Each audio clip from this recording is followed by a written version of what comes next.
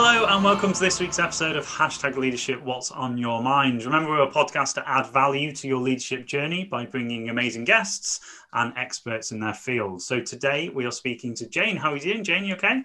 Yeah, I'm great. Thanks, Stuart. Really glad to be here. Thank you for Good. inviting me. So I've known Jane for just over a year now, through great business networking, and we actually joked at one stage. I thought Jane was in the same leadership sector and field as me, but it's in leading in marketing, and you've got a great story, and we're going to get as much information out of you as possible, hopefully in these 20 minutes. Yeah. So Jane, for the people who don't know you, just introduce yourself as I hit the 20-minute timer. Off you go. Yeah, absolutely. Well, my business is called The Smart Connector. So I'm a podcast host, a published author of a book called The Smart Connector, which is all about business relationship success. And I'm also an investor and I have a business in property.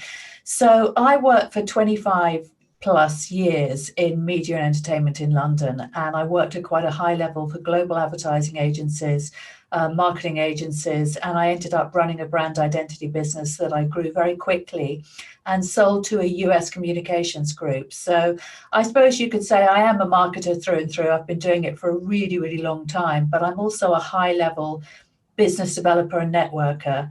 And that's where the title of my book, The Smart Connector, and my podcast and my business actually came from.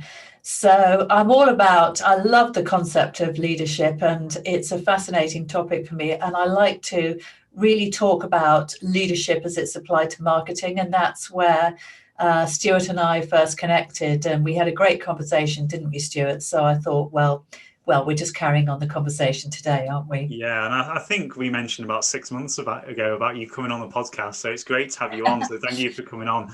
So like the title entails, #leadership, what's on your mind? When you hear the word leadership, what does come to your mind? So for me, leadership is really start with the end in mind. It's be the best version of you. It's a lot of it is to do with integrity, I think. And I think about personal leadership and that you can't really be a leader of your business, or you can't even lead in marketing without first being the leader of yourself. So for me, I think that's where it all starts. Is that a good answer? Yeah, do you know what? It's funny because people say this, that there's no right or wrong answer as such. And I love the fact that we do have definitions, but I love the personal touches that people put to it. And then they're in and around very similar answers. But it's a bit like leadership. It's the personal touch that people put to it that makes it stand out. So staying with yourself, and I love the way that people, I know we chatted a little bit before we came on, but whether it's on reflection or whether you were aware of it at the time, where do you think your leadership journey started? Well, it started pretty young, really, because when I first moved into the corporate environment, I had a lot of success in sales, and I think that led to people picking me out as a leader, shall we say, and so I was put in charge of sales teams first of all, and then obviously I started running departments, and then I ended up running a business. So I've always been in a position where I had to be a leader. I had to separate from other people and actually, really give them some direction. So it started early. And I think maybe there's also some natural leadership there, because I remember when I was a child, I was always somebody that acquired followers, if you like. I was being quite a strong personality. I was a bit of a party starter. So I've always been aware that I've had people that have rallied around me, if you like. And I guess maybe that's, that's really what perhaps leaders have to have followers. So I guess that's, that's probably the answer. Awesome. So on your sort of in the early days, and again, it's quite funny, isn't it? When you said it then, it seems like quite an easy journey to go from one to, they were quite big jumps you mentioned then. What are some of the personal challenges you've had in leadership? Well, I think the thing that I suppose I could say is that I've always felt very alone. And although there's a part of me that really loves being my own boss, and now obviously I've got my own business and I have a great team around me in that business, But throughout my whole journey, I've always been very conscious of that issue of separation, really, because you have to separate and you have to, you can't just put yourself on the same level as everybody else, because they are looking to you to make the decisions that are hard for them. And that is a bit of a lonely place. So I'm sure a lot of people will resonate with that if they've led teams or businesses or Yeah. departments or whatever. Yeah, it's quite interesting because in the I've been talking a lot about the change in leadership and Mm. and I love bringing a diverse voice on this topic, as you know, on the podcast. But what are your thoughts about it? You mentioned then about having a separation, which I kind of we talk about different situations. There's a big thing about situational leadership, isn't it? About you have to mold into lots of different things. What go a little bit more deeper on that kind of the separation, because in the you see people say about you have to connect with your people, you've got to be part of the team, but you're right, there's got to be a leader. I think Google did a great study where they flattened the playing field, and it was great, but they lacked decisions. They lacked, and so what are your thoughts on that? What's your experience?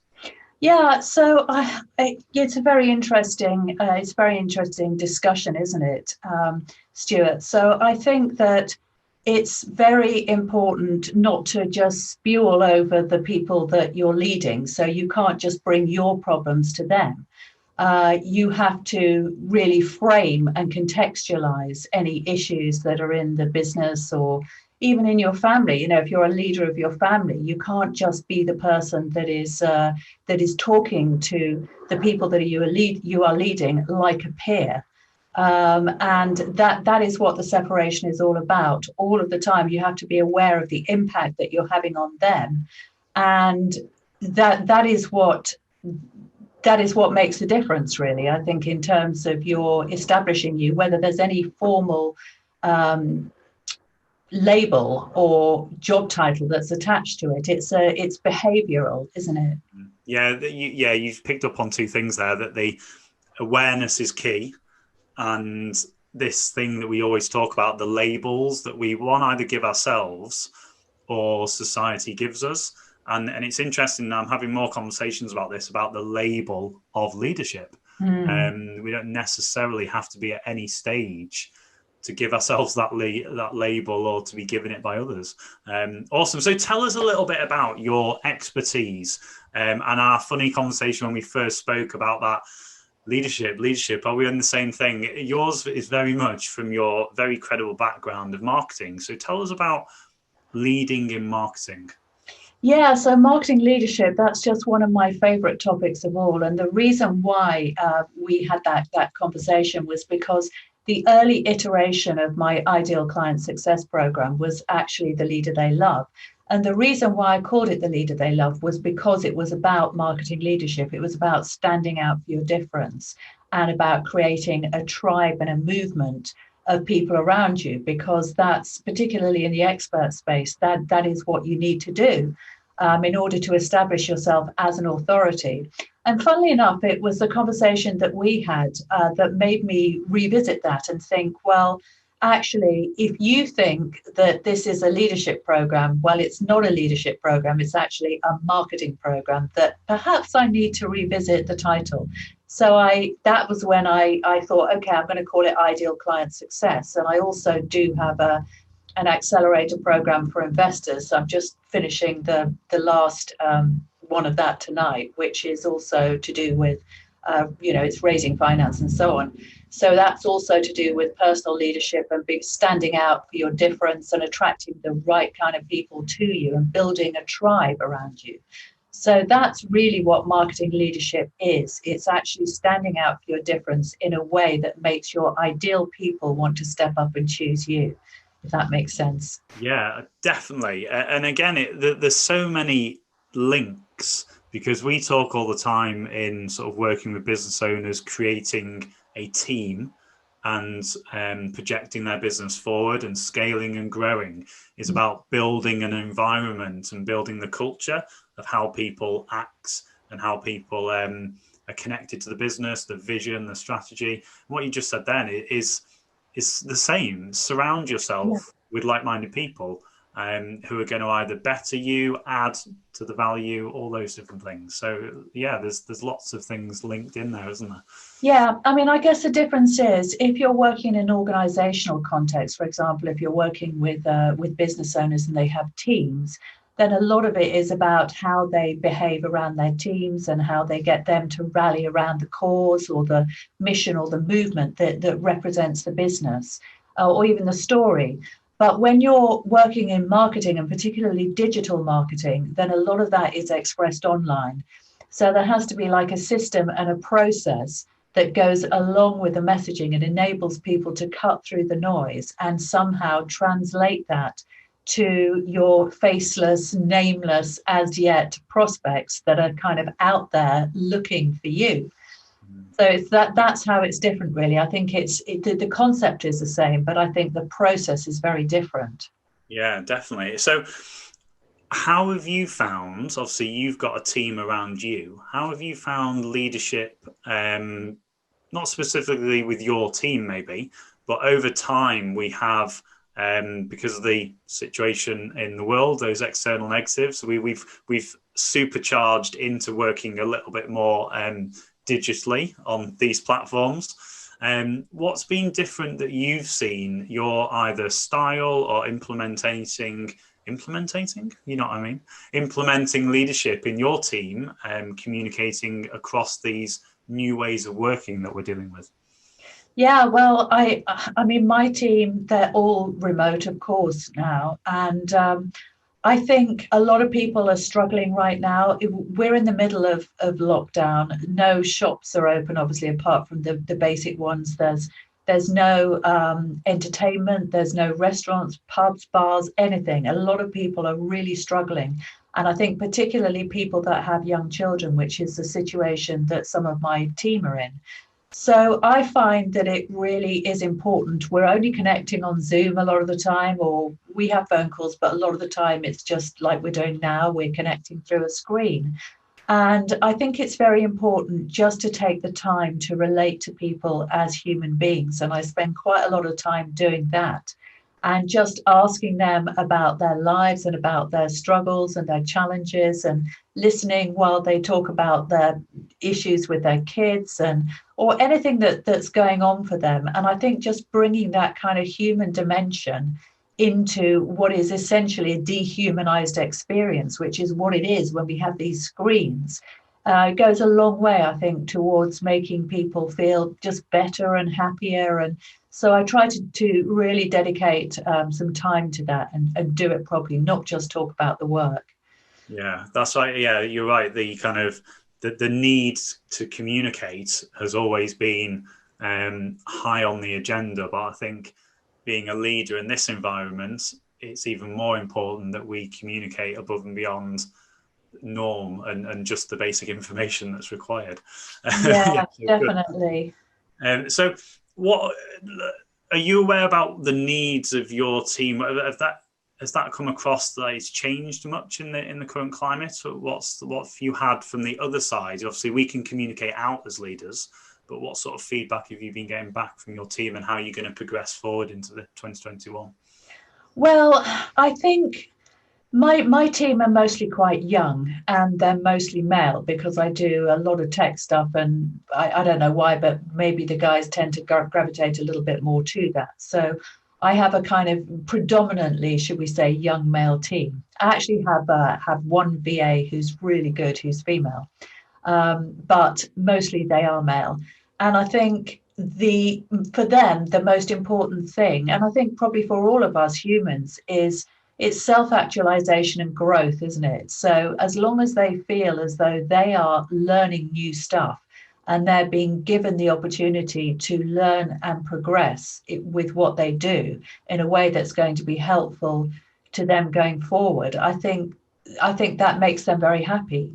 So I always try to make sure that if I'm giving them work that might be routine and a little bit repetitive, that I also give them the opportunity to try something new, to do something new that they could potentially take to somebody else in the future and monetize. And I think that again, recognizing their need for growth is important as well. So you just made me think then about it's great, isn't it? I was going to ask you about the team that you have, and when people say about getting people in your team that are better than you at what they're doing, I can imagine just the way you've explained that is the case in your teams. Do you have a conscious thought about that of when you bring people on to actually have people that are going to test you and have that kind of ownership of their own role? yeah, so I mean, when I think about my team, I also think about my own mentors. So I have people who are more advanced than me, who are showing me the way. And then I have people who, if you like, they're sort of horizontal partners. So that I have a looser association with, but we're more kind of peers. So there's an exchange of knowledge, and they're in my team as well. So I have partners on the recent accelerator program, the finance raising one. I was working with a couple of people on that actually. And then of course I have the people who work for me as well, who are the younger people that I talk about. So they're all a part of my team or my kind of ecosystem, if you like. And they all have a special place. And you know, it takes management. It takes conscious effort to make sure that the relationships are nurtured. Because I think some people just feel as though once they've hired somebody or they've brought somebody on or they've created a partnership or whatever, that they don't necessarily have to make the effort. And I think that is the biggest mistake of all. All relationships have to be nurtured. They have to be created. They're living, breathing things. And you know, you as well as being a leader of yourself and actually being honest about where this partnership, relationship, employee relationship, or whatever is going, and whether it genuinely is serving your needs or your business needs, and or whether they're going above and beyond. You have to ask yourself all of those questions. Then you do also have to make sure that you know you are leading with integrity and making everybody feel glad and happy to be a part of your ecosystem or team. Yeah, I like that word ecosystem because Yeah. again, people talk about culture, environment, like we did before, but ecosystem is just sounds really creative, doesn't it? I think that's probably because of the environment you come from.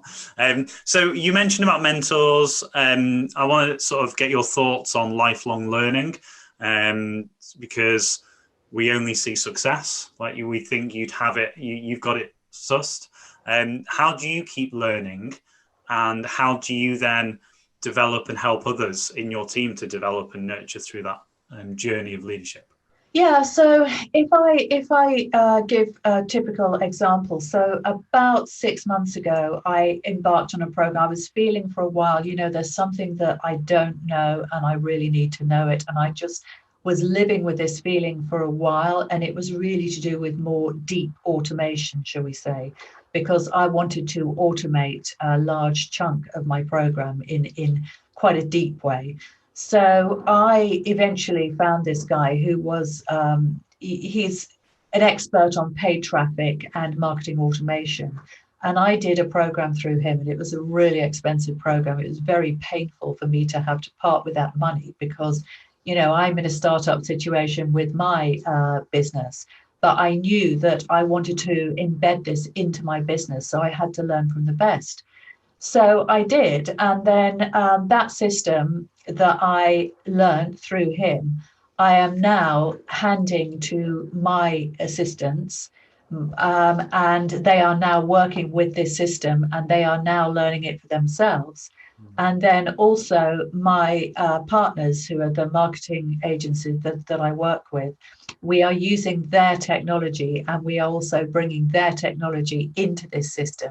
So it's a very tech conversation that I'm having a lot of the time, because that's right where we are at this moment. But I was a catalyst that actually brought this. I mean, it's not just thinking; they're kind of tools and processes really to my team, and they are now implementing. We are putting in some tweaks and some bits of our own as well. We're not just copying kind of lock, stock, and barrel. But I went on his program to learn about that.